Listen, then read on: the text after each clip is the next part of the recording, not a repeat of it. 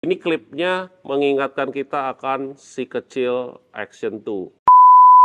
What's up teman gue, kembali lagi bersama gue BJ dari Gadget Whisperer. Kita kedatangan produk baru lagi dari DJI. Ini adalah DJI RS4 Mini. Akhirnya RS4 ini meneruskan yang seri mininya. Nih warnanya juga beda ya. Kita akan unboxing dan kita akan lihat isinya apa aja dan bisa ngapain aja nih, karena ada hal baru di sini. Kita akan bahas setelah yang satu ini. Oke, kita akan buka aja langsung. Sekarang serba simple ya. Sampai boxnya aja dibuat setipis mungkin. Kita lihat dapat apa aja. Yang jelas dapat gimbal lah ya. Udah nggak ada apa-apa lagi. Ini hanya dudukan saja. Ini juga kosong. Kita lihat yang ini dulu. Ya, box of accessories. Dapatnya apa aja? Yang pertama adalah ini si briefcase handle tapi warnanya putih. Not entirely putih sih, ternyata warnanya silver ya, atau apa nih, abu-abu muda, doff ya. Yang ini sih agak-agak metalik, feels good, ringan. DJI kenapa kalau bikin produk selalu premium ya. Tuh. Oke, keren banget sih. Ini ada tambahan lagi, sebelumnya nggak ada ya Ber ya, yang kayak gini-gini. Ada apa namanya, drat lagi. Terus di sini masih ada tripod. Tripodnya sama juga, cuman warnanya aja beda. Oke. Tripod, and then ini cablesnya masih A to C. Kita buka aja ya, masih A to C. Ini ada ekstra, jadi biasanya ini memang selalu dapat ekstra sih. Ini kayak drat gitu untuk naruh di kameranya. Ini juga ada lagi tambahan. Ini ada cables untuk koneksi dengan kabel ya, jadi C to C juga. Mau dilihat juga boleh. Ini bukan buat ngecas ya teman-teman ya, sobek aja lah. Nah, oke, buat ke kamera, control cable. Lalu, banyak juga isinya ya. Masih ada lagi. Nah, udah semua ya. Quick start guide. Ini suatu hal yang berbeda. Walaupun sebenarnya buat dudukan si kamera, tapi ini bentuknya beda. Gila loh, ini kenapa ya? Kok kayak ringan gitu loh? Gue nggak tahu ini bahannya mirip, kayak kesannya kayak plastik, tapi kayaknya enggak juga. Oke, anyway, kita buka yang ini. Sedikit berbeda ya dengan yang sebelumnya. Dan ini bukan dudukan buat kamera, tapi ini kamera. Kayak proyektor mini ya. Ini dinamainnya intelligent tracking tuh. Ini klipnya mengingatkan kita akan si kecil Action 2 ya. Jadi ada apa namanya, konektornya di sini ada 8 pin. Ini adalah buat penjepitnya. Ini main course-nya. Kalau cowok biasanya buka-buka kayak gini tuh seneng ya. Baunya juga enak banget, wangi. Oke, ini gimbalnya warna baru ya supaya stand out. Biasanya kan gimbal rata-rata warnanya hitam. Ini ada kesan elegan di sini nih kalau saya lihat ya, warnanya agak metalik tapi basically finishingnya doff. Lalu oke, ini ada ganjel doang. Ada autolocknya sekarang. Impian banget ya punya RS3 Mini dulu, pengen ada autolocknya. Tapi kita bilang nggak mau karena mungkin. Ternyata RS4 Mini ada autolocknya. Autolocknya nggak cuma di sini, harusnya di sini juga. Dan satu lagi, yes, satu lagi juga. Jadi kalau kita nyalain langsung. Nah, secara grip ini kalau saya feeling, kemarin baru pegang RS3 Mini sebenarnya buat syuting. Ini rasanya masih sama, which is kecil gripnya, dan gripnya masih tidak bisa dilepas. Artinya baterai gripnya tidak bisa diganti-ganti pakai yang lain. Ya, bodinya juga lebih kecil daripada yang RS4 biasa ya. Layarnya tentunya lebih kecil, tapi ini kurang lebih sama. Untuk ubah-ubah gimbal mode ya, ada pen tilt follow ya, lalu pen follow sama FPV ada di sebelah kanan, jadi pakai klip gini.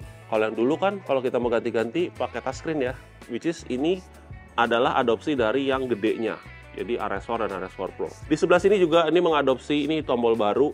Kalau kita mau memakai joysticknya itu bisa mau mode apa, mau mode gerakin gimbal atau mau switching ke atas. Ini modenya adalah mode untuk zoom in atau zoom out. Ya, yang lain samanya ada M mode, ada si record mode atau shutter. Sini gimbal, gerak-gerakin gimbal pakai si joystick, tombol power masih di sini. Ini baru banget sekarang dilapisin teflon semuanya, jadi nggak cuman bawah doang untuk gimbal yang rollnya, pennya, tapi yang lainnya juga.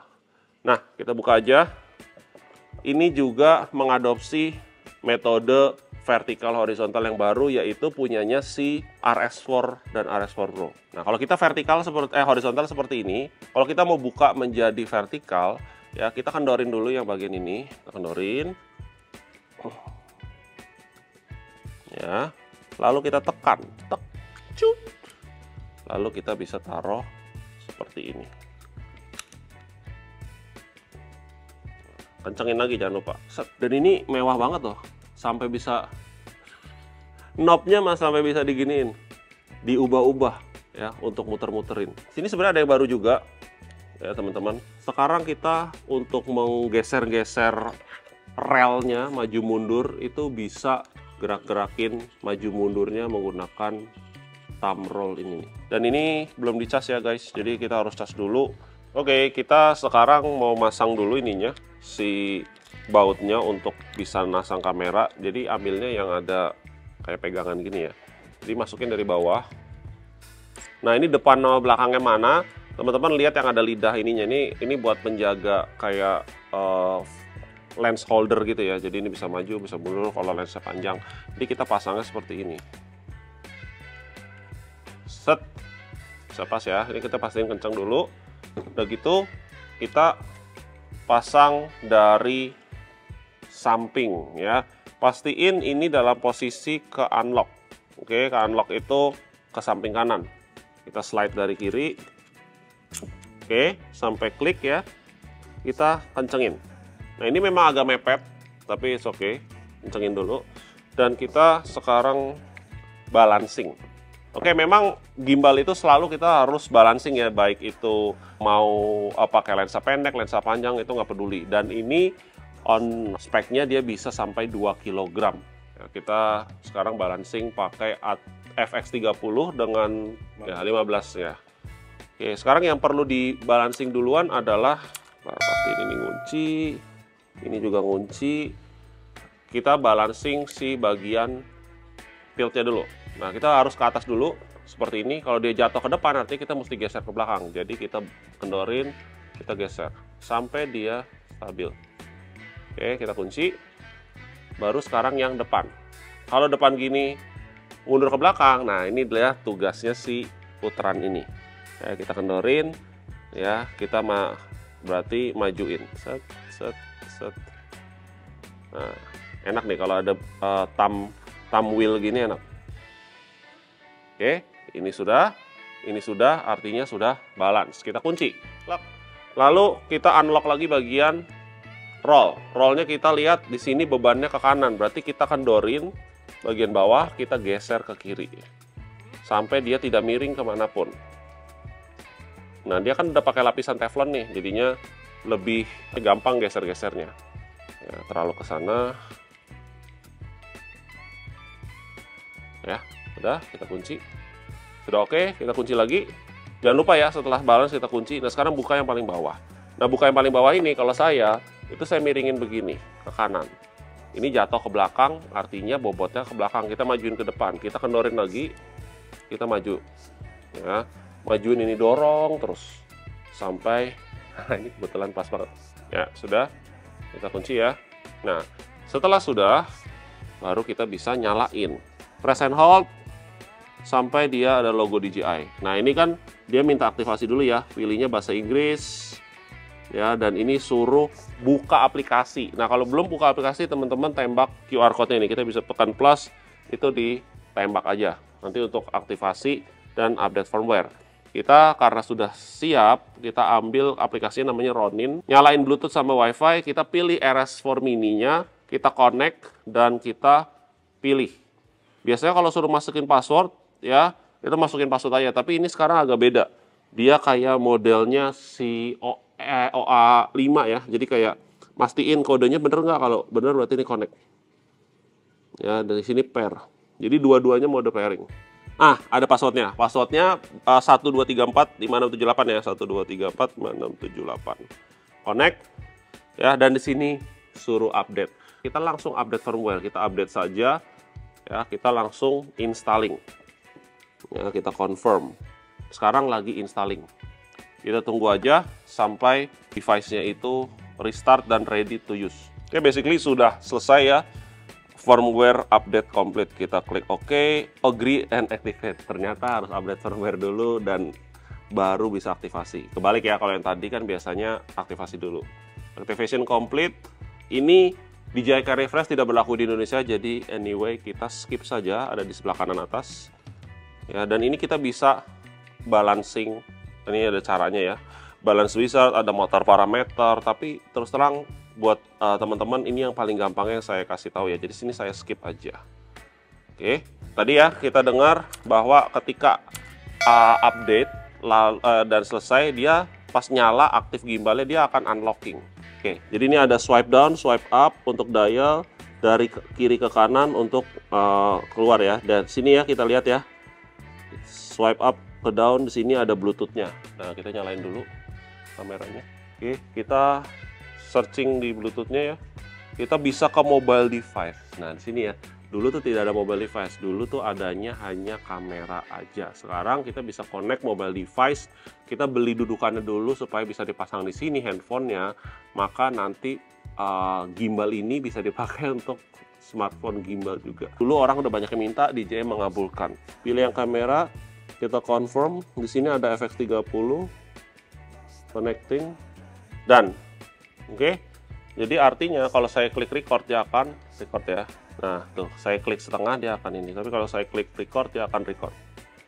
Stop recording. Swipe up lagi.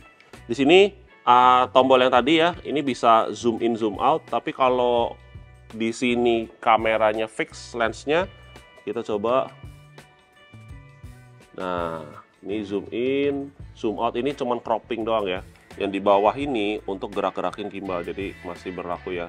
Gimbalnya ke kiri ke kanan seperti ini. Untuk recenter masih bisa tekan yang ini 2 kali, dia akan recenter. Lupa tadi ada benda yang ini kita bisa pasang di atas ini. Oke, pasang sampai ngeklik dan dia ada warna merah. Merah ini biasanya karena belum ada trackingnya, belum on. Coba kalau kita arahin ke sini. Nah, sekarang hijau, di depan hijau, di belakang hijau. Kalau saya geser ke sini dia ngikutin. Jadi basically dia bisa ngikutin objek tracking tanpa teman-teman masuk ke dalam menu tertentu. Ini sekarang merah lagi. Jadi pencahayaan juga perlu. Sekarang lagi hijau lagi. Coba saya geser ke sini. Tuh. Saya bangun. Ya.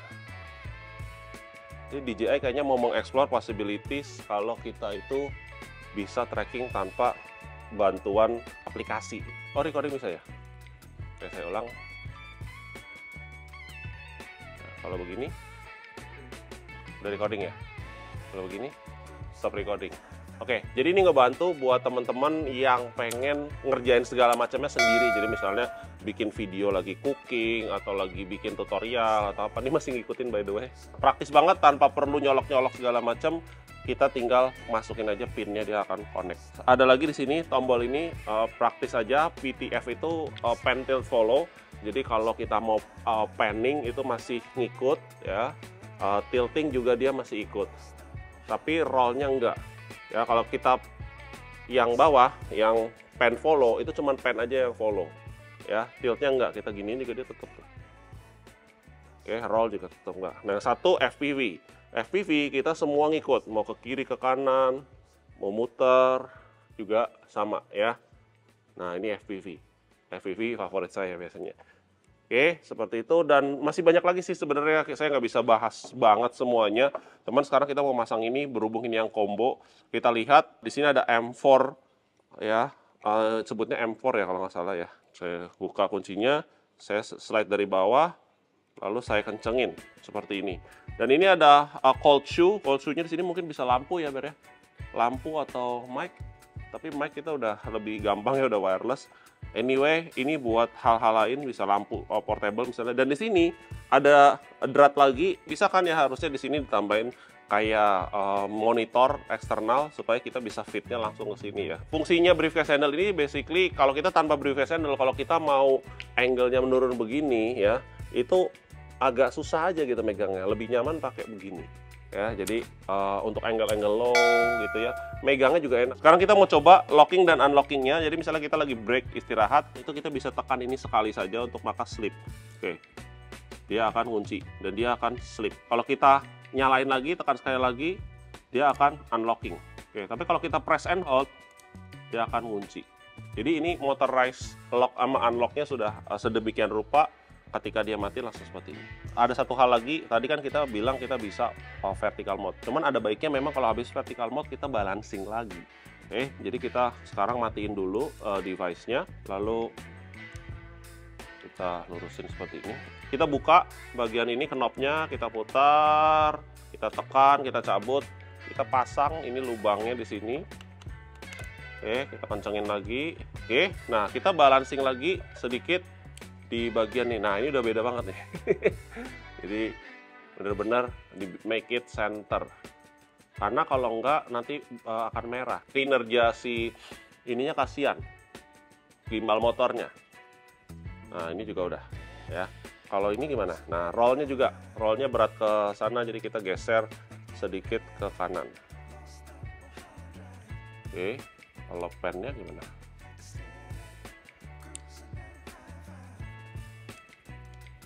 Pennya nggak perlu. Tuh, kita bisa vertikal.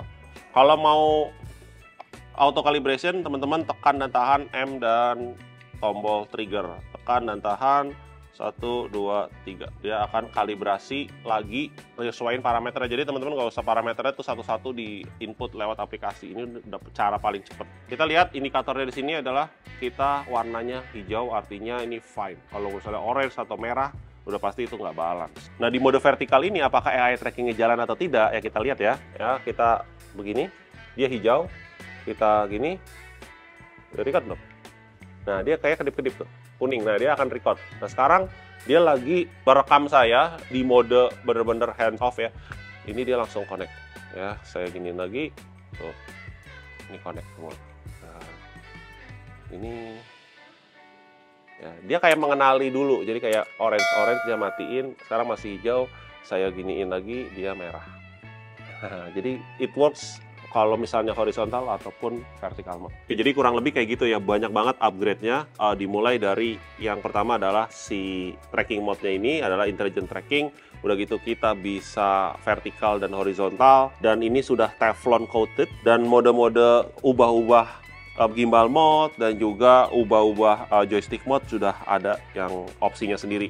Dan untuk paketannya jadinya sekarang ada dua. Kalau dulu kan yang namanya RS3 Mini itu hanya cuman satu paket aja. Sekarang ada dua, RS4 Mini dan RS4 Mini yang combo. Nah harganya yang biasa, yang non combo itu sama kayak yang dulu waktu pertama kali RS3 Mini keluar ya. Harganya di 4.695.000 saja.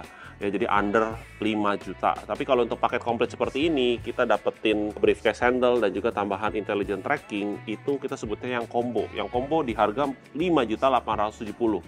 Still under 6 million. Kalau teman-teman tadi dengar kita bisa pakai ini untuk gimbal sebuah smartphone, kita harus beli dudukan tambahan lagi supaya bisa di sini ya. Nanti akan dijual terpisah. Cuman kalau teman-teman akan menggunakannya dengan mirrorless seperti saya barusan, ya tidak perlu ya. Tentunya bisa mendapatkan ini di beberapa toko, yang pasti nomor satu adalah DJI Official Store ya. DJI Store yang ada di beberapa kota, ada listnya di bawah ini. Sekarang udah 10 kalau nggak salah ya, udah banyak banget. Dan juga akan tersedia juga di Urban Republic, di online channel seperti biasa, ada Tokopedia, ada Shopee, Blibli, ada juga di TikTok. Teman-teman pastiin beli yang bergaransi resmi. Terima kasih udah nonton sampai habis. Dukung terus The Gadget Whisperer supaya semakin berkembang dan menyajikan produk-produk yang menarik seperti DJI RS4 Mini ini. Sampai ketemu di video selanjutnya bersama saya BJ dari The Gadget Whisperer. Bye-bye.